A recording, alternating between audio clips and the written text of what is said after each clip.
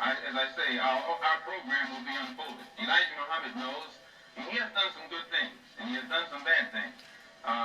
He knows that if he had wanted to, he could have united our people with the Muslim world just by teaching the right religion of Islam. He could have done so. The entire Muslim world would have accepted him. As it is now, the Muslim world has rejected him. He can never go into the Muslim world saying that he's a prophet or that Allah came over here in the flesh. They would cut his head off if he said that over there. And he knows this. None of his followers can go over there without denouncing him. It's impossible for them to go to Mecca or any other place unless they ascribe to Islam as it is ascribed to over there. So he was in a position to unite us with the Muslim world, those of us who are Muslims. He was also in a position to unite us with Africa. But you cannot read anything that Elijah Muhammad has ever written that's pro-African.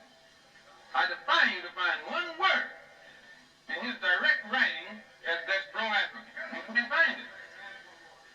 What Brother Malcolm just said about the non-African connect was important.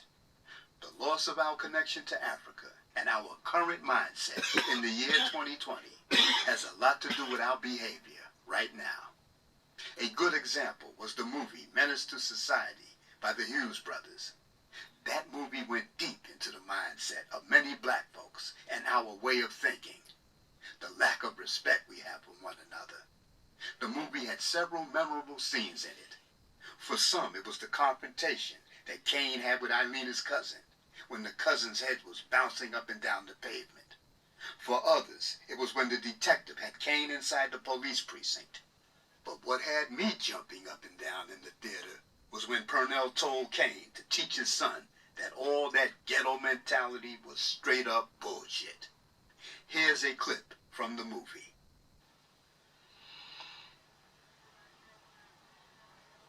Go with Ronnie, Cain. Oh man, the name is I know how she feels about you, and that's cool.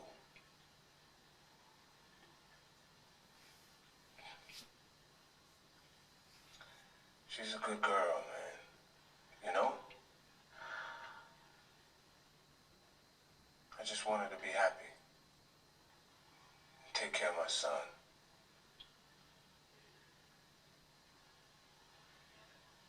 I can't do shit for him in here. You teach him better than I taught you, man. Teaching the way we grew up was bullshit. Teaching the way we grew up was bullshit. Teaching the way we grew up was bullshit. Bullshit, bullshit, bullshit. Like they say, it starts at home. Go teach your son, daughter, and everyone in the hood that the way we grew up was bullshit. All that we thought was so hip and fly was bullshit. All the silly looking items of clothing that we purchased that made others rich, it was bullshit. The hats, jackets, sneakers, shoes, boots, shirts, pants, dresses, coats, the gear that we thought made us better than the next person was bullshit. The attitudes of self-hate we automatically placed on each other before we were even introduced to each other was straight up bullshit. The thought process, our concepts, all the jiving and conniving, all the attempts to outshine and outslick each other was bullshit. The lack of trust, all the lack of faith we had in one another was pure bullshit. The constant plans on trying to get over on each other was straight up bullshit. All the scowls and stare downs registered on our faces we reserved only for our own people throughout our lifetime was straight up bullshit. All the bopping, swooning, swaggering, and swaying that we thought made us power brokers was bullshit. All the drug use, drinking of malt liquor and wine was bullshit. All the sabotaging, the setting up of obstacles and traps for each other was bullshit. Yeah, Cain.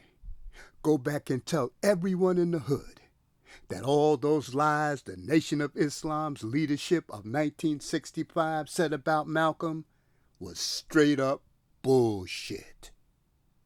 Yeah, Cain. Remember when they said that before Malcolm was shot down, he was trying to get back in the nation? That was some straight up bullshit. If Malcolm was trying to get back in the nation, then why didn't they let him back in?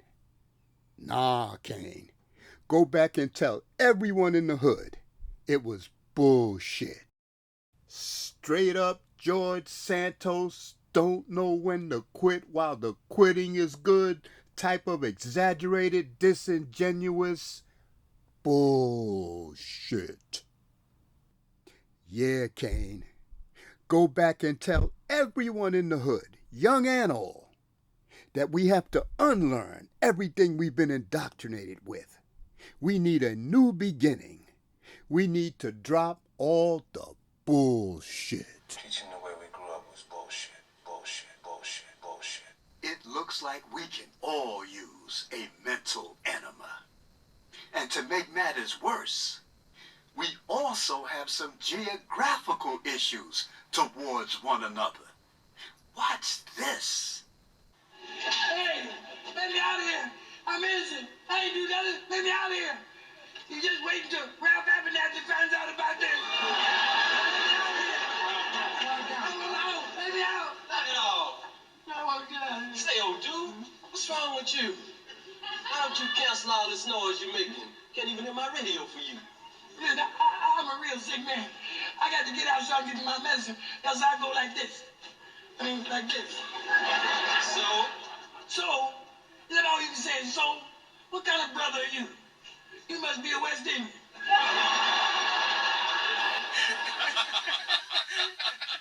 Yeah, the audience is laughing. But there's nothing funny about what he just said. That was very serious. They didn't put that line in there for nothing. Now let's deal with it. Is there a real beef between West Indian immigrants who come to the United States? Are brothers and sisters from the West Indies favored over native-born African Americans? Do whites who run the workforce favor West Indian blacks over African Americans because they are more ambitious and better educated? Is there a legitimate divide? Is there tension between the two? Do the two act like they are better than the other? Do we show our contempt for each other through our eyes? Can the hate for one another show up through sharp glances and the cutting of the eyes on each other? Do we roll our eyes at each other?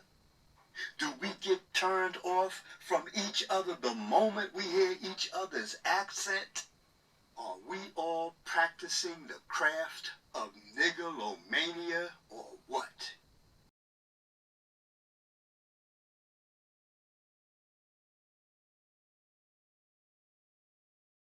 Decades ago, I met a lot of disgruntled former Nation of Islam members who pointed out to me that they quit the organization because they believed that Elijah Muhammad's Nation of Islam was hijacked from him by blacks from the West Indies. They pointed out to me that Elijah Muhammad's message was to be for the black man born in America, unless, maybe without their knowledge, 2 books were written. One for the black man in America, and another one for the black man in the Caribbean. They pointed out to me that they had nothing against the brothers and sisters from the West Indies, but they seemed to notice that the only people in the organization who were getting appointed to be ministers, captains, lieutenants, and other positions of rank were those from the Caribbean. They pointed out that all the brothers and sisters who had any juice were all from the Caribbean. So if discrimination is taking place in this black organization that promotes freedom, justice, and equality for the black man, who's to blame? You can't blame Malcolm. Listen up on how he tried to unite us. England has a very serious color problem developing because so many of our people are migrating there from the British West Indies. France, quietly as it is kept, has a very serious color problem developing because of the migration to France of our people from the French West Indies. I told you this was serious. Serious like a heart attack. Serious like cancer. This shit is coronavirus serious. You know that expression, you knew what you were getting into. Don't complain now. The fact of the matter is that most of us don't know what we're getting into. There's always someone with a shiny object in one hand that you focus on while you miss what's in the other hand. Revolution, armed struggle, let's face it, they've turned us all into nothing but keyboard warriors. The only thing we're running to hit is the keyboard. Malcolm thought he was with like-minded individuals. He didn't know that there was some spook shit in the background. If they don't get you in the wash, the ancestors know they'll get you in the rinse. The die is set, and Malcolm shall not escape. People ask me, are you still angry with the Nation of Islam over what happened to Malcolm? Let me officially give my answer today while my crew is filming this. I want to make sure you get it right. In case you think it's something I said a long time ago, this is how I feel about the Nation of Islam, the 1965 version. I would like to stand over them and take two of my fingers and stick them down my throat to induce myself to self-vomit all over those niggas responsible for Malcolm's murder. I can't make it more plainer than that. A picture speaks 1,000 words. Every time I look at this picture, this is what I see. Sister Coretta, please accept my apology for speaking so bad about Brother Martin. I will continue to do it, but it will only be a tactic to get this evil racist system to do the right thing for our downtrodden people. I want to make white America make a choice. You do the right thing for Brother Martin, or you have to deal with me and my militant brothers who are ready to throw down.